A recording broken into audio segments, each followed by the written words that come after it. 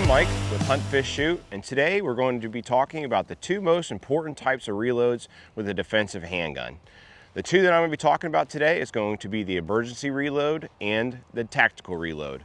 Both of them are the absolute most important because if your gun goes dry, you obviously got to get more bullets inside that gun so you can put more rounds down range. And then if you have a lull in the gunfight with that tactical reload, then you got to be able to reload your gun, and you don't want to necessarily drop all those rounds on the ground or anything like that. So you want to stow them someplace and do that. So we'll demonstrate both of those today. We'll talk a little bit more about the importance of both of them and stress the overall importance of range time and practice.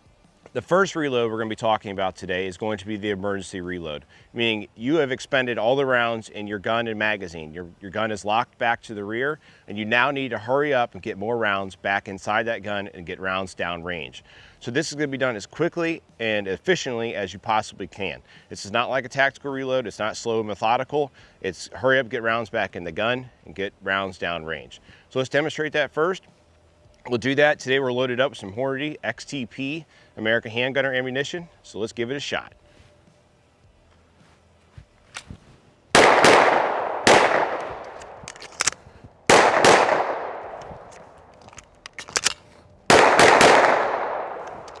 With the emergency reload being arguably the most important type of reload you need to understand and know how to do efficiently, it's a good thing to always add in some form of movement while you're doing it. The reason I say that is as you're doing movement, when you're doing your emergency reload, it will oftentimes cause you to pause or stop moving because you have to stop and think about it. The emergency reload has to be autonomous. So as soon as that gun goes empty, you need to be putting another mag in there as quickly as you can. So let's demonstrate that.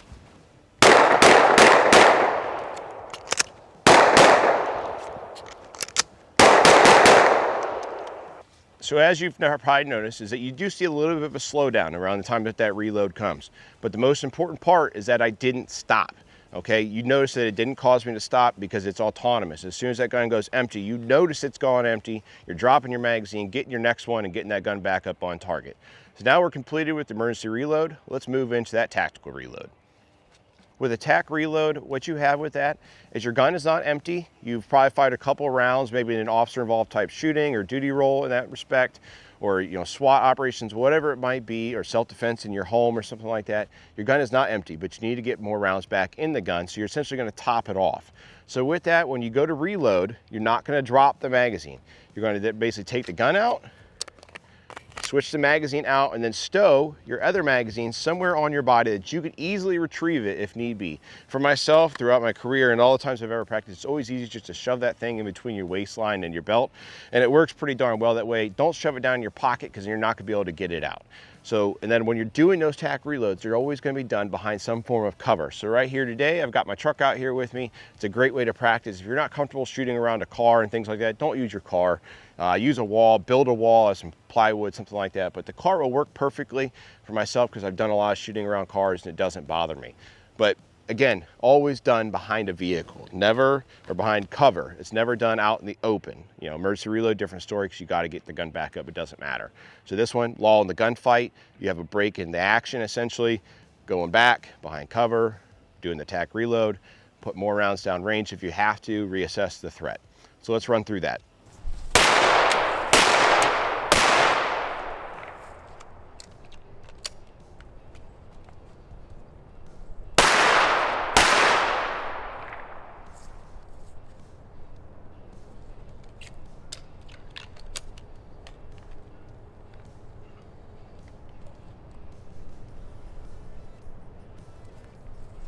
With the tac reload, as you saw, it's more of a methodical type operation. And really, when you do it, it's not so much of a reload. It's more like a mag switch or a mag change in that respect. So you're just taking a magazine out of the gun, stowing it on your person where you can retrieve it if you have to, topping your gun back off with a full magazine, and you're ready to get back in the fight again.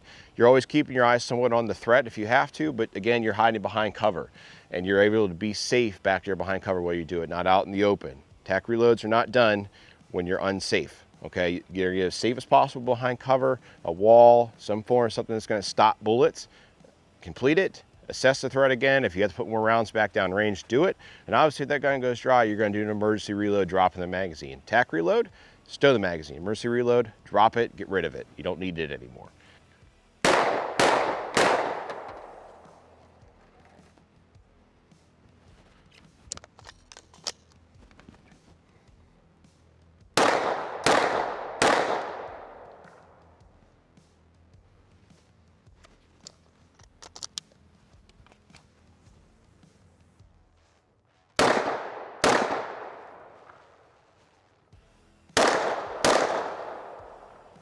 You'll probably see, obviously I got my magazines still stowed there in the belt line. It's very easy to still complete mag or reloads from this position.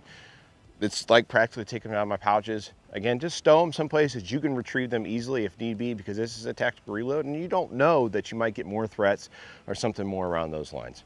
So what you saw today was you saw us complete the emergency reload, you saw us complete the tactical reload, and they are by far, in our opinion, the most important types of reloads when you're working with a defensive handgun.